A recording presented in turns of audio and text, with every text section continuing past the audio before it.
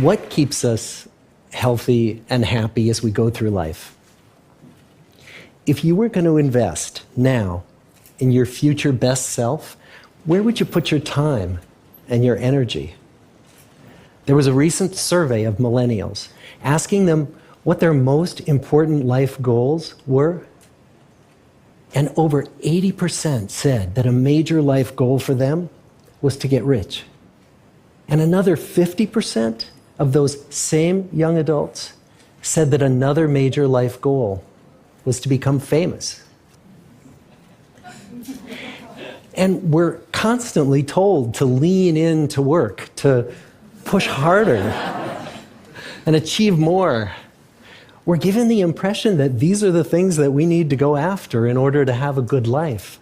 Pictures of entire lives, of the choices that people make and how those choices work out for them, those pictures are almost impossible to get. Most of what we know about human life, we know from asking people to remember the past. And as we know, hindsight is anything but 20/20. We forget vast amounts of what happens to us in life, and sometimes memory is downright creative. But what if we could watch entire lives as they unfold through time? What if we could study people from the time that they were teenagers all the way into old age to see what really keeps people happy and healthy? We did that. The Harvard study of adult development may be the longest study of adult life that's ever been done. For 75 years, we've tracked the lives of 724 men. Year after year, asking about their work, their home lives, their health, and of course, asking all along the way without knowing how their life stories were going to turn out. Studies like this are exceedingly rare. Almost all projects of this kind fall apart within a decade because too many people drop out of the study, or funding for the research dries up, or the researchers get distracted, or they die, and nobody moves the ball further down the field. But through a combination of luck and the persistence of several generations of researchers, this study has survived. About 60 of our original 724 men are still alive, still participating in the study, most of them in their 90s. And we are now beginning to study the more than 2,000 children of these men.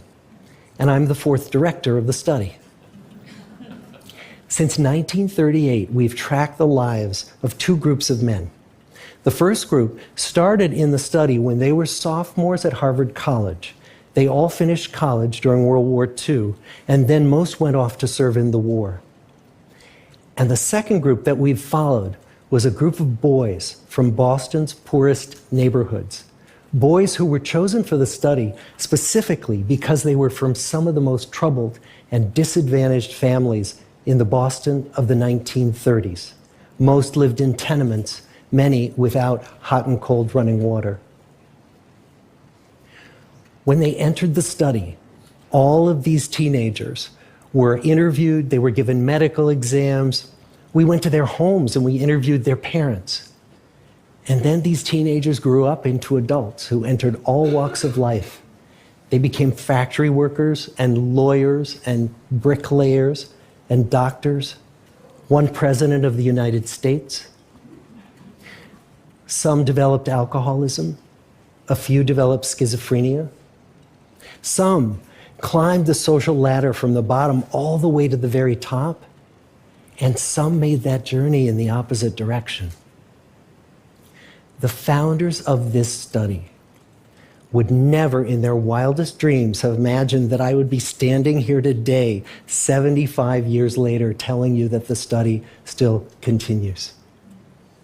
Every 2 years, our patient and dedicated research staff calls up our men and asks them if we can send them yet one more set of questions about their lives. Many of the inner city Boston men ask us, "Why do you keep wanting to study me? My life just isn't that interesting." The Harvard men never asked that question.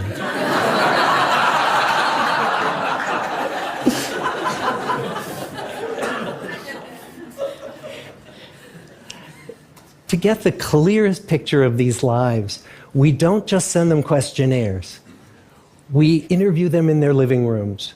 We get their medical records from their doctors. We draw their blood. We scan their brains. We talk to their children. We videotape them talking with their wives about their deepest concerns. And when about a decade ago we finally asked the wives if they would join us as members of the study, many of the women said, it's about time. So what have we learned? What are the lessons that come from the tens of thousands of pages of information that we've generated on these lives? Well, the lessons aren't about wealth or fame or working harder and harder. The clearest message that we get from this 75-year study is this: good relationships keep us happier and healthier, period. We've learned 3 big lessons about relationships. The first is that social connections are really good for us and that loneliness kills. It turns out that people who are more socially connected to family, to friends, to community are happier, they're physically healthier, and they live longer than people who are less well connected. And the experience of loneliness turns out to be toxic. People who are more isolated than they want to be from others find that they are less happy, their health declines earlier in midlife, their brain functioning declines sooner, and they live shorter lives than people who are not lonely. And the sad fact is that at any given time, more than 1 in 5 Americans will report that they're lonely. And we know that you can be lonely in a crowd and you can be lonely in a marriage. So the second big lesson that we learned is that it's not just the number of friends you have, and it's not whether or not you're in a committed relationship, but it's the quality of your close relationships that matters. It turns out that living in the midst of conflict is really bad for our health. High conflict marriages, for example, without much affection, turn out to be very bad for our health, perhaps worse than getting divorced. And living in the midst of good, warm relationships is protective. Once we had followed our men all the way into their 80s, we wanted to look back at them at midlife and to see if we could predict who was going to grow into a happy, healthy octogenarian and who wasn't. And when we gathered together everything we knew about them at age 50, it wasn't their middle-aged cholesterol levels that predicted how they were going to grow old. It was how satisfied they were in their relationships. The people who were the most satisfied in their relationships at age 50 were the healthiest at age 80.